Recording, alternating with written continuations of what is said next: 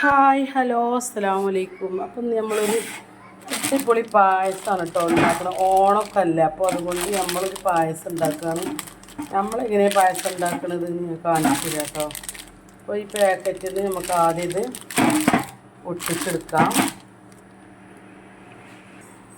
അപ്പോൾ ഇതാക്കണമെങ്കിൽ ഞാൻ ഫുള്ളൊന്നും എടുത്തിട്ടില്ല കേട്ടോ, ഫുള്ളും കൊണ്ടൊന്നും ഉണ്ടാക്കുന്നില്ല. അപ്പോൾ ഞാനിത് ജസ്റ്റ് ഒന്ന് വറുത്ത് വന്നത് തന്നെയാണ് തോന്നുന്നുണ്ട്. എന്നാലും ഞാൻ ജസ്റ്റ് ഇതൊന്ന് ചെമ്പട്ടിക്ക് ഇട്ടുകൊണ്ടൊന്ന് വറുത്തെടുക്കട്ടെ. അപ്പോൾ വറുക്കുമ്പോൾ കുറച്ച് നെയ്യ് ഒഴിച്ച് വറുത്താൽ പെട്ടെന്ന് റെഡിയാവും കേട്ടോ. പായസം ഇഷ്ടമില്ലാത്തവരൊന്നും ഉണ്ടാവില്ലല്ലോ, എനിക്ക് വലിയ ഇഷ്ടമൊന്നുമില്ല കേട്ടോ പായസം. അതേപോലെ ജിലേബി, അലുവ, പിന്നെ ലഡു, നല്ല മധുരമുള്ള ചായ, അതിനോടൊന്നും എനിക്ക് പണ്ടേ താല്പര്യമല്ല. പായസം എപ്പോഴാണ് പിന്നെ ഒരു ഗ്ലാസ്സൊക്കെ സേമിയ കൂടി തുടങ്ങി. നേരെ മറിച്ച് ഞാൻ കുലാവില്ലേ അത് നല്ലോണം കുടിക്കൂട്ടോ, എനിക്ക് ഭയങ്കര ഇഷ്ടം.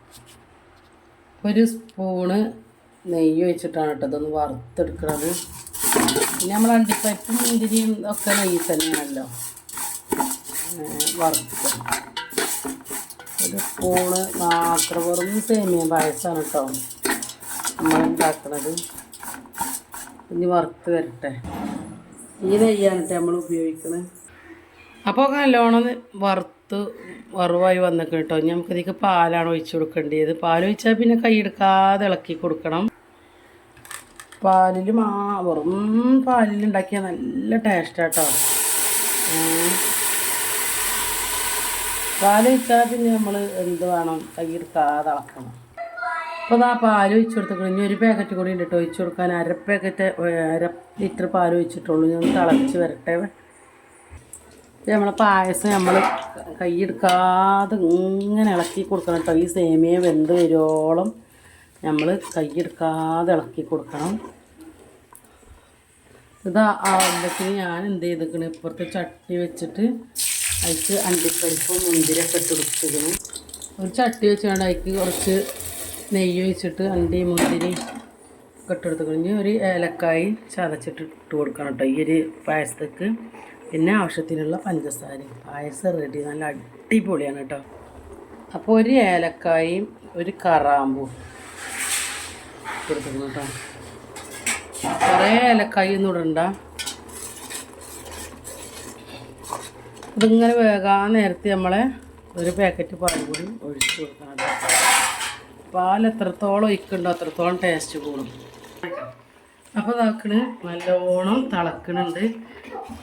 നമുക്ക് ഇതിലേക്ക് പഞ്ചസാര മാത്രമേ ഇട്ട് കൊടുക്കാനുള്ളൂ കേട്ടോ. നല്ലോണം വേകാനായിരിക്കും കേട്ടോ. വറുത്തതുകൊണ്ട് പിന്നെ കുറേ നേരമൊന്നും ഉണ്ടാവില്ല.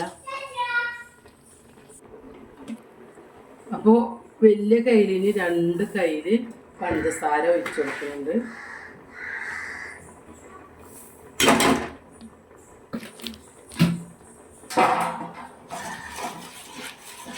നമ്മൾ ബാക്കി പാലും കൂടി നമ്മൾ ഒഴിച്ചു കൊടുക്കാൻ പോവുകയാണ്. നമ്മളെ സേമിയന് ഒന്നുകൂടി ഇങ്ങോട്ട് ആട്ട്. അപ്പോൾ അത്യാവശ്യം എന്തൊക്കെ ചെയ്ത് കഴിഞ്ഞ് ഒന്നുകൂടി തിളച്ചിട്ട് പാൽ ഒഴിച്ചു കൊടുക്കാം കേട്ടോ.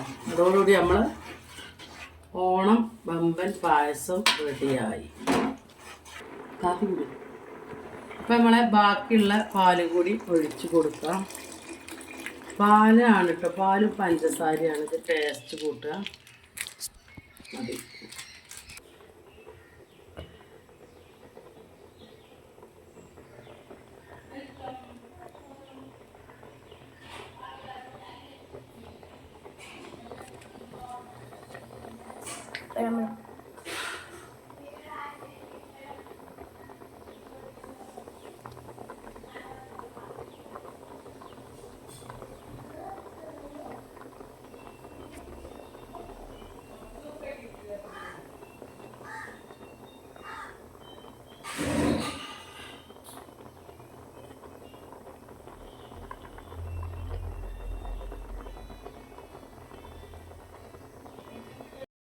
മക്കളെ നമ്മളെ അടിപൊളി പായസം റെഡി ആയിക്കണം കേട്ടോ.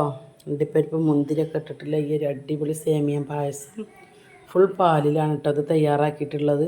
അപ്പോൾ വീഡിയോ ഇഷ്ടപ്പെടുകയാണെങ്കിൽ എല്ലാവരും ലൈക്ക് ചെയ്യാനും ഷെയർ ചെയ്യാനും കമൻറ്റ് ചെയ്യാനും സബ്സ്ക്രൈബ് ചെയ്യാത്ത കൂട്ടുകാരുണ്ടെങ്കിൽ ഒന്ന് സബ്സ്ക്രൈബ് ചെയ്ത് സപ്പോർട്ട് ചെയ്യാനും മറക്കരുത് കേട്ടോ. അപ്പോൾ പ്രാവശ്യത്തെ ഓണത്തിന് നമുക്ക് ഇതേപോലെ എല്ലാവരും പായസം ഉണ്ടാക്കുക. ഇൻഷാ അല്ലാഹ് നാളെ പുതിയൊരു വീഡിയോയ്ക്ക് വീണ്ടും വരും. എല്ലാ കൂട്ടുകാരോടും അസ്സലാമു അലൈക്കും.